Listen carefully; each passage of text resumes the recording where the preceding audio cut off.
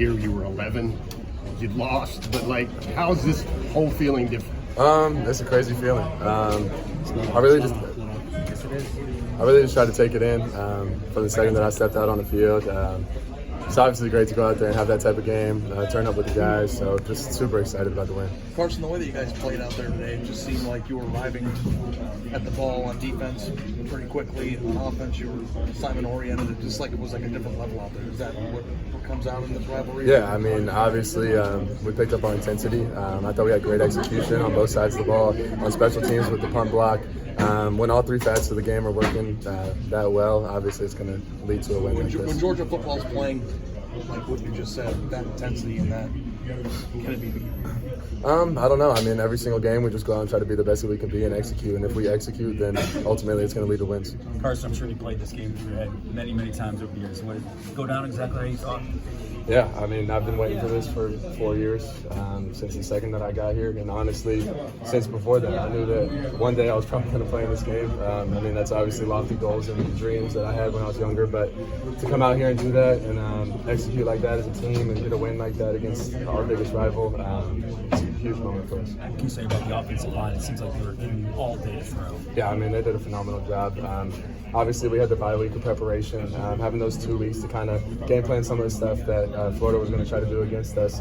Obviously, they're a great defense on third downs. They threw a lot of different stuff at us, and our offensive line held up. All the talk would be how would the flow be without Brock Bowers in the fold? How do you think everybody else stepped up? I mean, I've tried to say every single week that we have plenty of guys that can make plays. Obviously, we miss him a lot. He's a great player. But we have so many guys that make explosive plays and execute. So.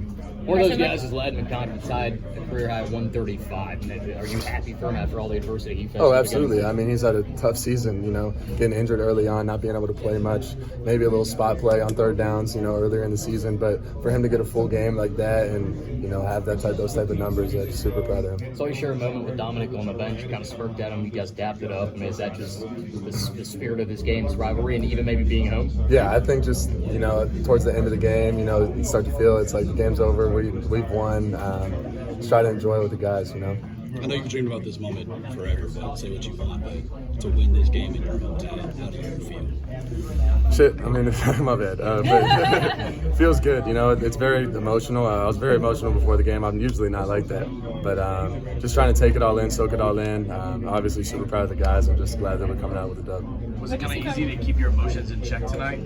Just talk about how you were soaking it all in. I mean, once the game started, I was good. It's football. Football gets played. But before the game, leading into it, I mean, I was super pumped, super hyped, super excited. And I think a lot of that is just the anticipation leading up to the game. So once the first play started, it's just football as usual. What do you see from Deja? It's a really productive game. Yeah, I mean, he constantly makes guys miss, hits the hole, obviously running behind that offensive line, and then get him one-on-one with the safety, makes him miss, and then he's out of there. Obviously, he's had a bunch of huge games this year, and we're going to keep feeding the rock. Carson, you're a Jacksonville kid. What's it like dogpiling in the end zone amongst fans, man? Is that something you always think about and dream about? Oh, yeah, absolutely.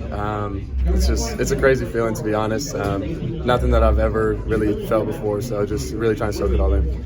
Carson, I mentioned that you spoke to the team this week about how excited you've been waiting 4 years to play in this football game. What did it mean to you? Yeah, I mean, before the game, I just told the offense, I was like, look, I've been waiting 4 years to play in this game ever since the day I got here, being from Florida, from Jacksonville.